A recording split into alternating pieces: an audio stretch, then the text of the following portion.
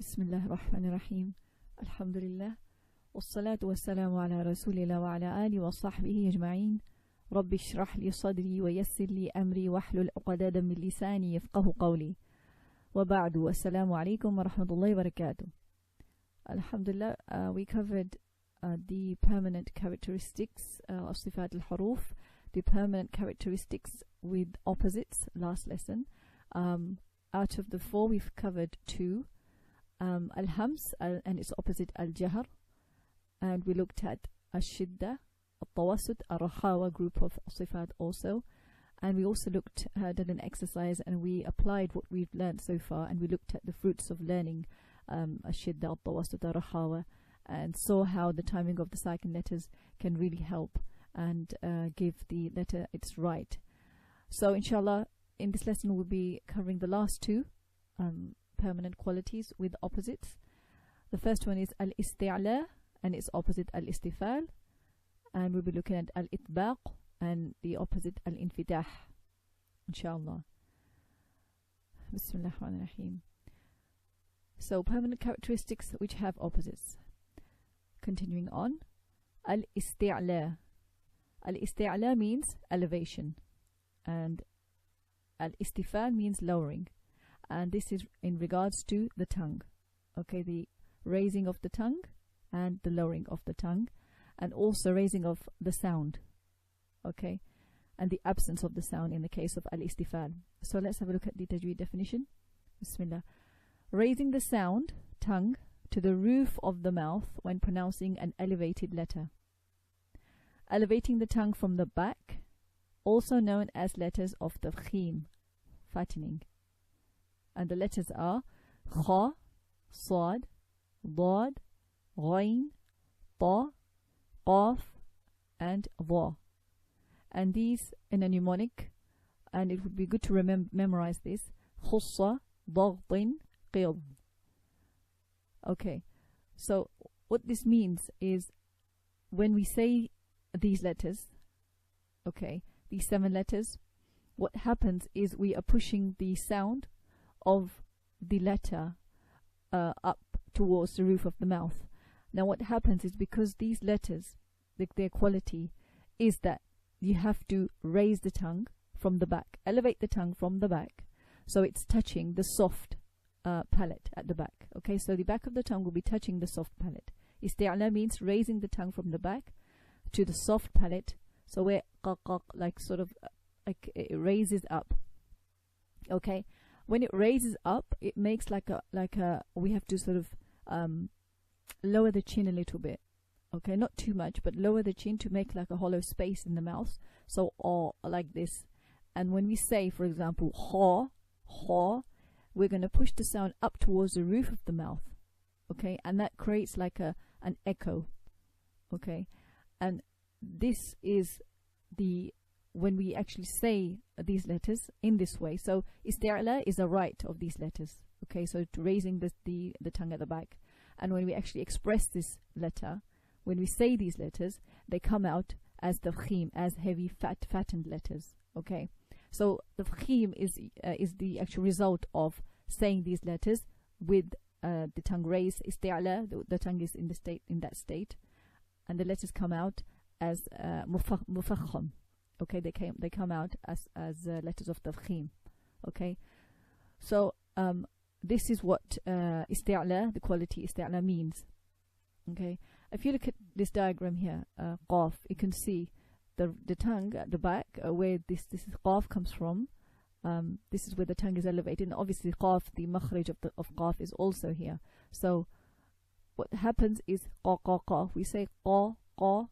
The chin is sort of we lower the chin a little bit, not too much. We don't make too much of a O, like this sort of there's no roundness of the lips, okay, which is often a mistake that we sometimes is made, that we don't make a round of the lips. Okay, so we leave the lips as they are, and it's just whatever's happening is inside the mouth. Okay, so ha, qa, sa, da, it's just coming out inside the mouth. Okay, and the echo is happening inside. The sound bounces off, and it's sort of echoing and pushing up towards the roof of the mouth.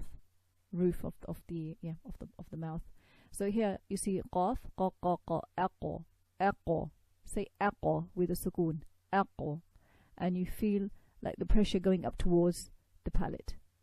Okay, so this is the quality of al-Isti'laa, and you will hear al-Isti'laa meaning. So we need to note these things down, inshallah, because this quality is referred to. The word tafkhim and tarqiq will come again and again, because this is a very important Sifaat for these letters. So we have to memorize this mnemonic at least, and have a good sound knowledge, and try to remember all of these letters that are letters of Isti'laa, letters of tafkhim. Okay, so these letters, all of them are also known as letters of tafkhim. Okay, now the opposite, al-Istifaal, it means the absence of raising the sound tongue due to the roof of the mouth when pronouncing these letters, lowering of the tongue from the back, and the opposite of tafkhim is tarqiq. Okay, tarqiq.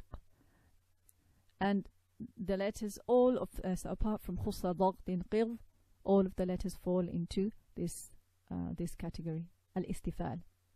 And an example here, so a, ba, da, tha, all of them fall into, we say with the tongue resting, and the sound just flows out. Like this is fa. Okay, say fa, f, f. The tongue is lowered, and the sound just smoothly just comes out. Okay, the arrows indicate how the sound just flows out, and there's no pressure, no compression, no pushing of the sound anywhere, no raising of the tongue. Bismillah. 3 other letters can also carry both the quality of tafkhim sometimes and tarqiq other times. So there are some other letters, alif, ra, lam. This is the alif mad, the mad alif we talked about, and ra, lam. And only these 3 letters have the quality that they sometimes can, due to the situation they are in and the order of the letters, that sometimes these letters can have to be said with tafkhim or tarqiq. Okay, so inshallah we'll be looking at this in more in another lesson. Inshallah we'll be covering just the tafkhim and tarqiq in a separate lesson, inshallah, and that will be probably in the next part. So I will be covering this, inshallah. But above, Isti'laa letters are always read with tafkhim. So only alif, ra, and lam are conditionally in a condition. There will be tafkhim or tarqiq. But the above Isti'laa letters, so these are the khussa, dagh, qidh, are Isti'laa letters, and they are always read with tafkhim, whether they have a fatha or kasra or dhamma, whatever haraka they have, they are always read with tafkhim, and it never loses them. When we the level of tafkhim, the level of the thickness or the full mouth way of reading the letters depends on the haraka. For example, this is inshallah when we're looking at a bit more detail. When the letter has a fatha and a dhamma, it's said a bit more heavy, whereas when it has a kasra, it is said in a lighter way. So qa, qu, and qi. Okay, kha, khu, khi, sa, su, si. Okay, it doesn't have so sui would be too heavy for it. Khi would be too heavy, so khi, like this. Di, ghi, ti, qi, vi. Okay, so these are inshallah things will be when we will be reciting the Qur'an and looking at words and reading. Inshallah, we'll be applying these levels of tafkhim, inshallah. Okay, inshallah. Alhamdulillah. Carry on with the next one. Permanent characters. Okay, the next one is al-Itbaaq, adhesion, al-Infitaah, open. And again, this is related to the tongue. The Tajweed definition: closure between parts of the tongue and the upper palate of the mouth when pronouncing these 4 letters. The compression of the sound between the tongue and the mouth. So adhesion, this itbaq, al-itbaq, literally this means these 4 letters have a quality that when they are said, so this characteristic is with them all the time, that when we say these letters, there's closure of our tongue to the upper palate of the mouth. Okay, parts of the tongue are stuck, are sort of closed and touching the inner teeth, the upper part of the palate of the mouth. Okay, and there's a sort of a compression between the upper palate and the tongue. Okay, so it's sort of not sticks to the top, but most part of the tongue is raised and touching the top palate.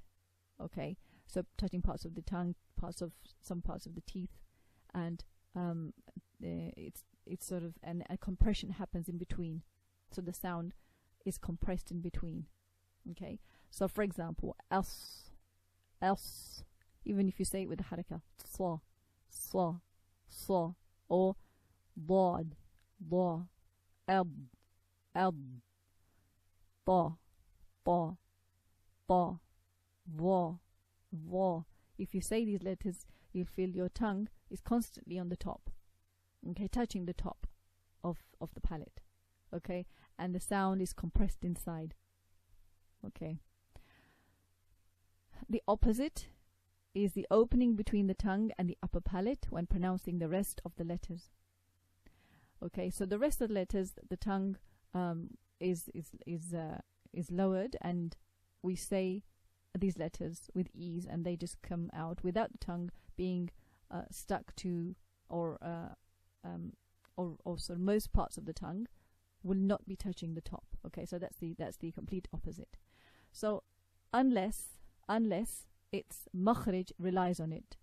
So if, for example, we say kaf, ak, okay, because the makhrij is such that we have to raise our tongue, and ak, it comes from that area. Okay, that doesn't mean that the rest of the tongue is down. Okay, so it's just because it's makhrij that the tongue has to touch the top palate.